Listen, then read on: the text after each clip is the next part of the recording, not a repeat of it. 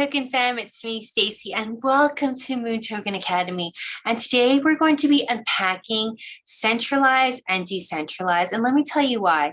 I personally feel that in crypto, these are two terms that we might hear a lot, so I thought let's make an intro video to this concept first, and then that's going to open the door for our following videos of the difference between a centralized and decentralized token, and the difference between a centralized exchange and decentralized exchange, and the advantages of which. And also we're going to be getting speakers talking about, what's the difference between centralized finance and decentralized finance. So I just want to hit hard today, kind of fast, quick video of the difference of centralized and decentralized, unpack it a bit, and just show.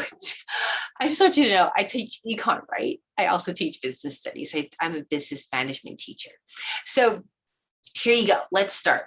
Here is the types of organization structure. There's many, but today we're focusing on two.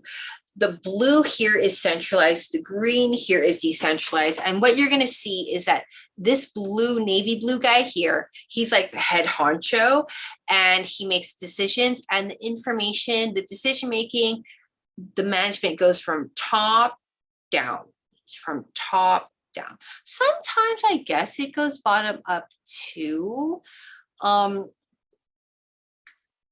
But usually it's like that guy making the vision, casting the vision, and then it's the execution. So this is centralized. In the green area, the decentralized area, it is like there's no one central power, and that there's different nodes working together, and somehow it works. So in it, centralized, the verb, the idea of it, just you could read from the screen, but essentially there's this thing guy here, and the power is centralized here, and then the information and the directives are delegated, and that's centralized. Okay, so think about the Pentagon, think about your local city that you're living in. I'm very sure it's probably centralized power. There's a governor, there's a mayor of the city, and there's a district councilor, and then they're in charge of getting carrying out all the directives. So now please go ahead and pause the screen and read it. This is actually my second take. I did the first take, it was like 15 minutes long, a bit long.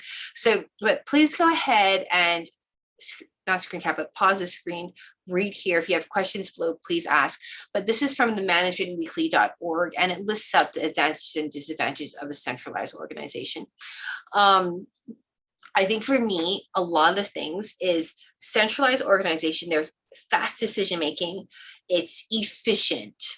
And at the same time, when there's only one guy making the decision, it kind of kills the innovation and the creativity of individuals in the, like, maybe lower ranks of the organization. And at the same, okay, so it's fast when the guy goes, do this, down.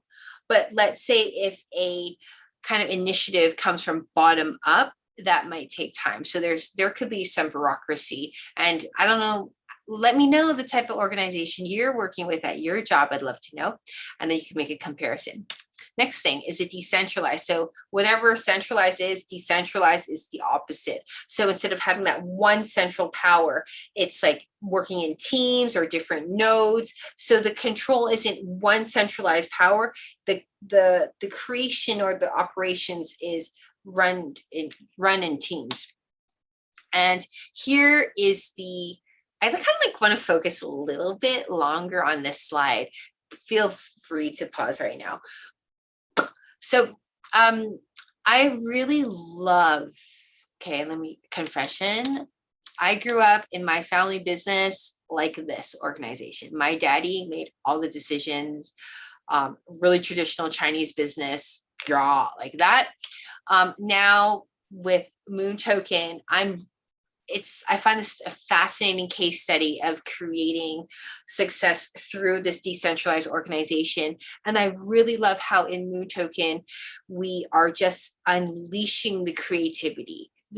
Seriously, there's so much creativity that goes on in our community. And this, one of the reasons why is because we're decentralized. So just like pause there, just have a think about it. There is chances of increase in miscommunication. That's why we have to really streamline our processes. So even in a decentralized organization, systems and processes are so important. Okay.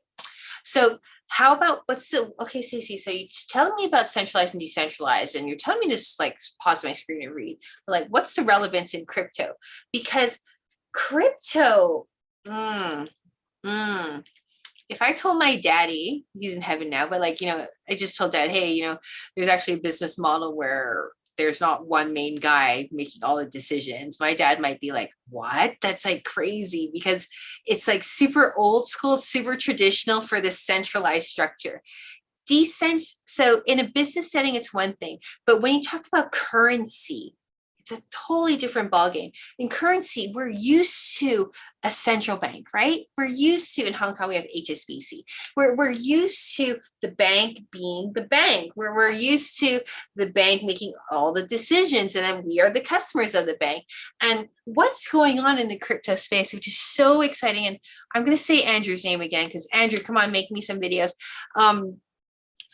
It's like we are entering this decentralized space. And there are different structures in place in the technology of blockchain that just helps us empower this decentralized nature. So think about here, the Federal Reserve Bank is the central bank, is the national bank of America, and it controls the money supply, the quantitative easing. It tries to determine about the available money supply in the market.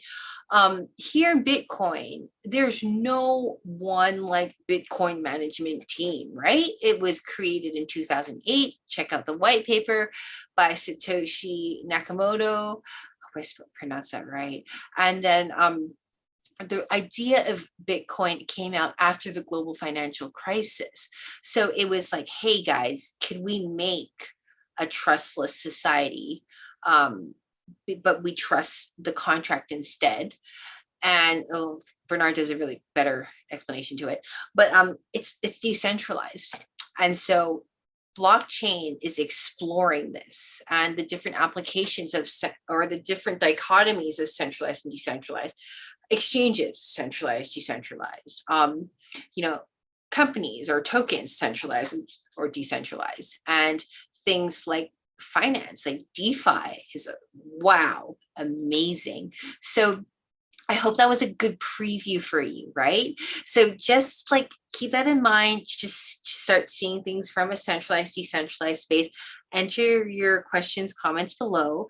And this is the beginning of us studying the different comparisons between centralized exchanges, decentralized exchanges, the difference. So that's CEX and DEX, and the difference between like centralized tokens and decentralized tokens, and traditional finance and decentralized finance. So I'm really looking forward to unpacking that with you. Hope this video was a contribution to you, and I'll see you soon in our next video. Ciao guys, bye.